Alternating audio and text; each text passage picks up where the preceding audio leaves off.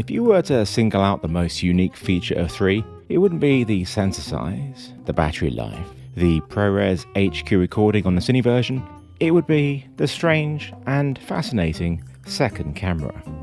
A lot of people are calling this a zoom lens. It's not. I mean, DJI calling it a 28 times hybrid zoom lens. It's not. It's 162mm. First lens is 24 and second one is 162. It's just the way you get to it. So we have 1 times now, press it again, and we go to 2 times. And then we press it again, and we go to 4 times. So this is just digital zooming. It's when we press that button again, as I just slightly reframe, and then we clean up. You can digitally zoom in further to what they call 14 and 28 times, but it's really just a 2 and 4 times digital zoom on that small sensor. With the wind, it was pretty hard to keep myself perfectly in frame for this. The end result's pretty atrocious anyway. So this is what DJI call Explorer mode, which you access by clicking the binoculars icon. This switches you to H.264 4K 30p only, with what looks like a normal image profile. So no log and there's no manual exposure control, for now anyway. DJI told me they didn't intend it to be used for actual filming, just as something to use to look for shots. But of course, if you're gonna give us a camera that can record video and take photos, then we're going to use it.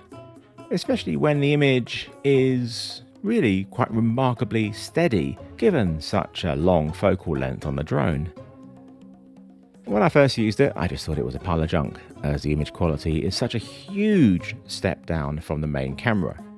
But the more I used it, the more I saw the huge creative potential it could offer me, which in turn made it even more frustrating that the quality was so poor.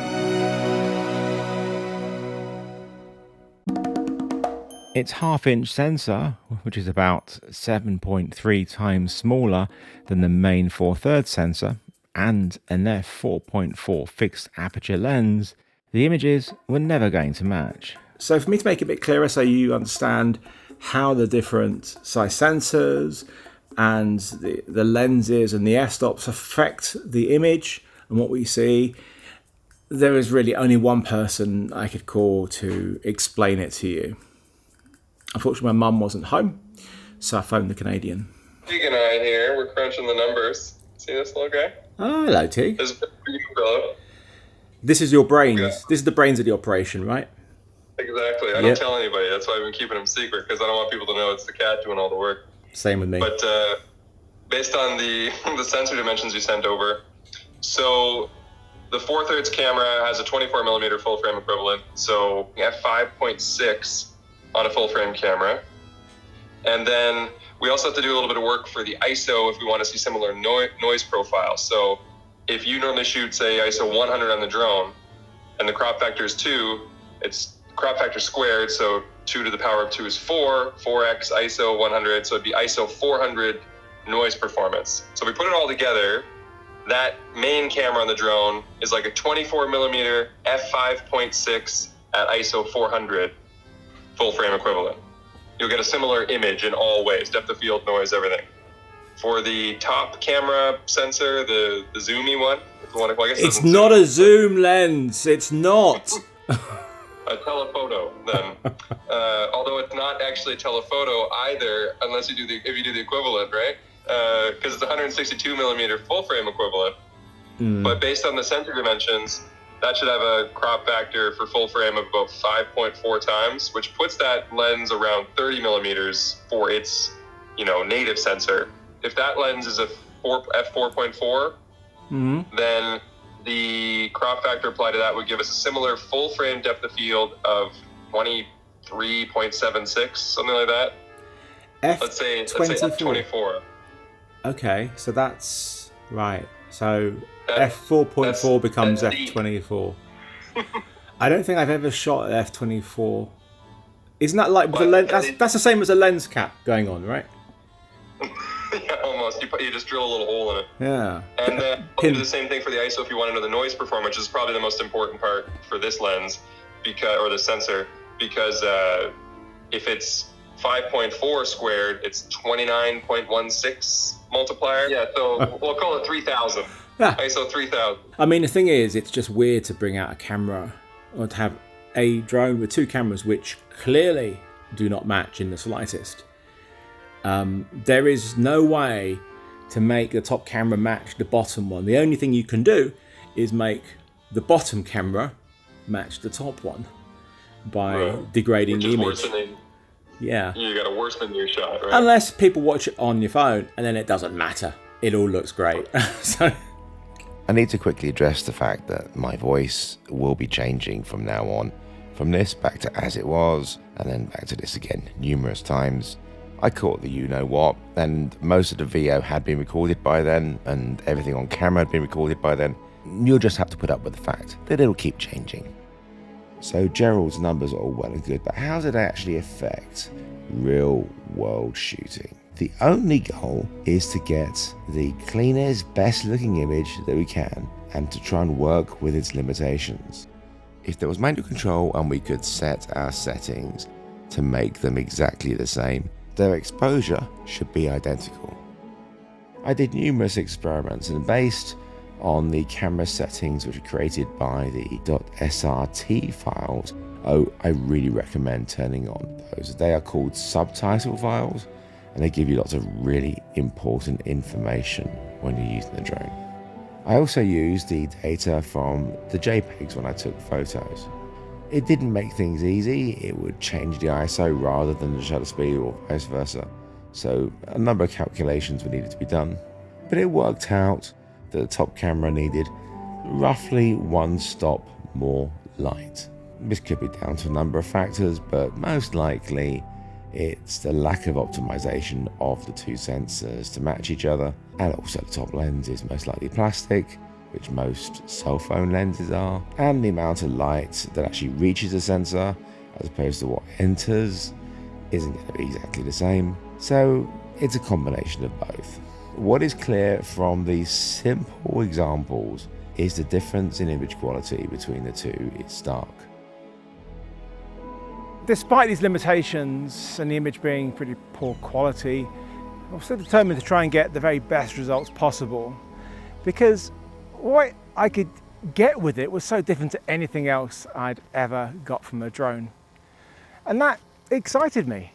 So these are my tips to get the best from this long lens.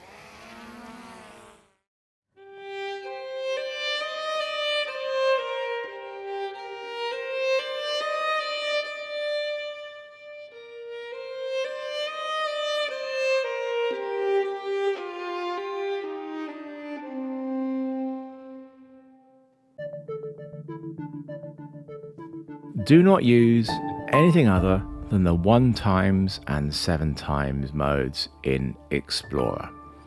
All the others are just digital zooms and look awful. Avoid them.